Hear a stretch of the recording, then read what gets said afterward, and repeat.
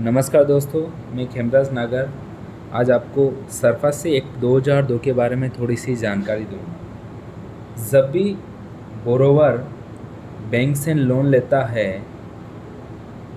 तो बैंक उसको लोन देने से पहले बोरोवर से अपनी प्रॉपर्टी जिसके अगेंस्ट बैंक उसको लोन देगा वो रजिस्टर्ड करवाता है। वो रजिस्टर्ड मॉर्गेज के ऊपर या हाइपोथेकेशन के ऊपर सरफासी एक्ट के अंदर रजिस्टर्ड करवाता है। ये डाटा बैंक या बोरोवर सरसाई जो इनको रजिस्टर्ड करके मेंटेन करके रखती है डाटे को, इसके अंदर ये प्रॉपर्टी का रजिस्ट्रेशन होना ज़रूरी है। अब इस एक्ट का इस्तेमाल बैंक कब कर सकता है? जब भी बोरोवर लोन चुकाने में असमर्थ रहता है या डिफ़ॉल्ट कर देता है तो सरफासी एक्ट के तहत बैंक डायरेक्ट प्रॉपर्टी को अपने अधिकार में ले सकता है, जिसे कहा जाता है पोजीशन।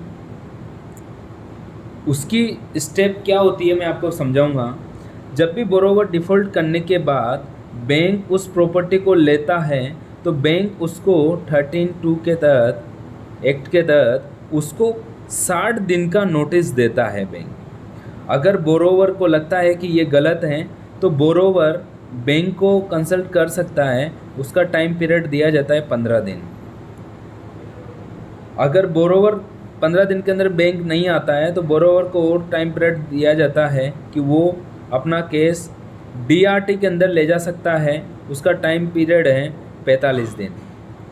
DRT इस केस को सुनवाई करेगा और DRT को लगभग ये टाइम देता है 180 दिन या 2 हियरिंग, जिसके अंदर ये केस का निपटारा कर देगा और जो भी वर्डिक्ट है, फैसला है, वो दे देगा।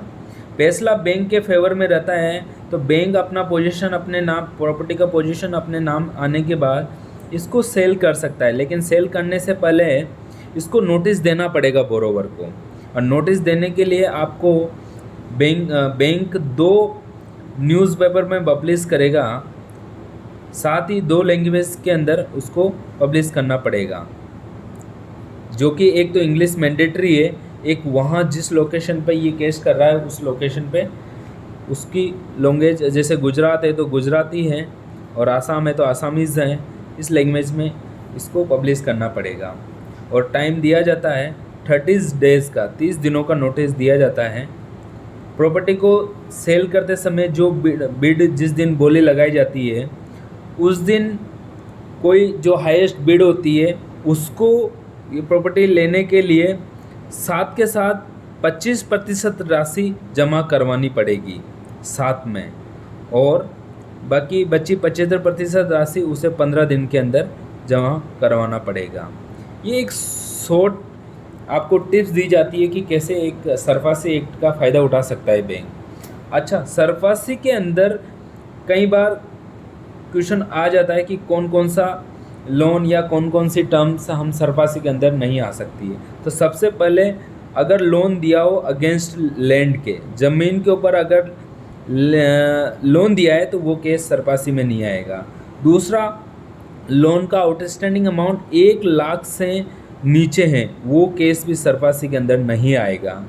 तीसरा, अगर लोन दिया है अगेंस्ट सिक्योरिटी जैसे कि FD हो सकती है, RD हो सकती है, जिसमें प्लेज हो सकता है, प्लेज करके रखा हो प्रॉपर्टी गुड्स का, या लियन मार्क कर रखा हो, वो भी सरफासी में नहीं आता है। चौथा, अगर बोरोवर ने 80% से ज़्यादा राशि जमा कर दी हो, वो केस भी सरफासी के अंडर नहीं आता है। पांचवा, सरसाई में रजिस्टर्ड होना ज़रूरी है। अगर ये प्रॉपर्टी रजिस्टर्ड में रजिस्टर्ड नहीं है तो ये केस आप सरफासी के अंदर नहीं आता है। ये और एक और पॉइंट है 60, डॉक्यूमेंट का लिमिटेशन पीरियड होता है। डॉक्यूमेंट का अवधि अगर पूरी हो चुकी हो और इसको रिन्यूअल नहीं किया हो तो वो केस भी सरफासी में नहीं आता है। तो दोस्तों, ये छोटी सी जानकारी थी जो मुझे लगा कि मेरे शब्दों के अनुसार मैं अपने शब्दों में आसान तरीके से समझा पाया हूँ। इसमें कई सारी जानकारी और भी देने बाकी है, जो नेक्स्ट वीडियो में मैं आपको प्रोवाइड करने की कोशिश करूँगा। और थोड़ी सी जानकारी अगर आपको अच्छी लगी तो लाइक और सब्सक्राइब ज़रूर करिएगा। Thank you so much.